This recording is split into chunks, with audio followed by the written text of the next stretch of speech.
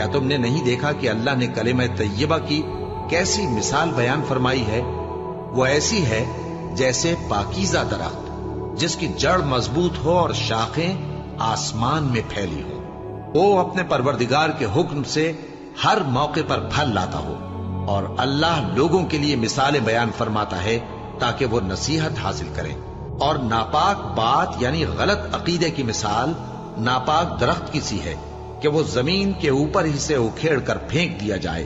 اس کو ذرا بھی قرار و ثبات نہیں۔